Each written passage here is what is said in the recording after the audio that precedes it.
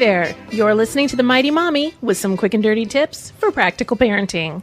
When my brothers and I were kids, I'd like to think we didn't ask for much. My parents were pretty generous anyway. We would each get the one big thing we'd ask for on our birthdays.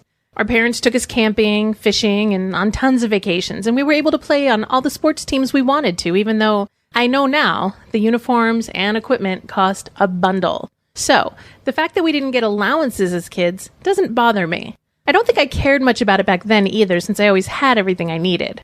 There was a time when my mom put 5 quarters on each of our dressers. For each day that our room was messy, she'd take away a quarter. So basically, we were losing 25 cents per day when we let our rooms remain messy. That didn't last long, I think because we didn't value the allowance. I'd love to see some improvements around my home, and have been considering how I can use allowance to my kids and my own benefit. In order for the allowance to be attractive to kids, you have to give them some type of real goal or incentive. Let's assume that my daughter is asking for a new video game. The game costs approximately $50. When we're all done swallowing the cost of the latest video game, we can break this down. If my daughter can earn $5 a week for 10 weeks, she'll have just about enough to buy her game, especially if it's on sale. If I were to tell my daughter that I'll give her $5 a week if she does specific chores or extra work around the house, she may or may not decide to do it.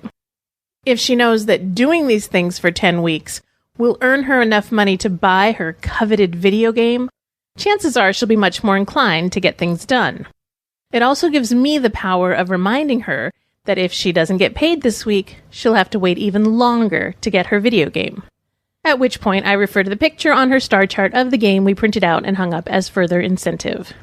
Once you know what incentives you have to offer, you can start bargaining. Sit down as a family and discuss what can be done to make things better for everyone. Have a list of the things you'd like to see improved and some of the incentives you're willing to put on the table. Printing out pictures is a great way to get your point across. You can also make up daily or weekly charts beforehand. It's useful to have visual aids, especially where money is involved. You can even offer to simply put stickers on the chart, and when the chart reaches a certain number of stickers, you'll buy the item in question.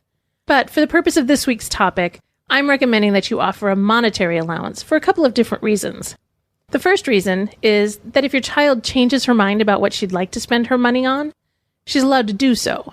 The second reason is that this entire routine is designed to teach your child about how money works and how it's earned, whether by her or by you. You have to go to work to earn this money, therefore, she's going to have to do some work to earn it as well. Once you've all agreed on your arrangement, you can even draw up an in-home contract for everyone to sign. Sometimes, kids forget. Having the ability to remind them by showing them their signature on a contract gives you certain leverage. But don't be surprised when they use it on you later. If you agreed to pay your child $5 every Friday if she keeps her room clean, does her homework without being told, and helps with dinner cleanup, and she keeps up her end of the deal, you need to be prepared to pay up on Friday. You may want to have a ready supply of money on hand for when payday arrives. You'll also need to be consistent with the plan when your child hasn't earned her keep. Whether you do this by deduction or by enforcing a strict no-pay rule will depend on your original arrangement, but don't feel guilty and pay her if she hasn't fulfilled the requirements. I highly recommend that you keep a daily record and base payment on days and not entire weeks, because if your child knows by Tuesday that she isn't getting paid for the week, you aren't likely to see any improvement as the week goes on. It's better to deduct for a certain day or chore than to skip payment altogether in the grand scheme of things. The goal of the allowance process, at least in my house, is to teach children about the meaning of money. It will help them to understand how money is earned, how to count it, and why it's important to do what's expected of you in order to earn special things in your life. It also helps children to understand how parents work hard to provide for the entire family. All in all, an allowance can be fun and educational for everyone. It's also nice in situations when you're at the store and your child asks, "Can I have that?" You have a better response now. "Sure, honey, we can add that to the list of things you'd like to buy with your allowance." That's it for now. Thanks for listening. If you'd like to request a topic for the Mighty Mommy, you can email me directly at mommy@quickanddirtytips.com. This is your friend, the Mighty Mommy, wishing you happy and fun parenting.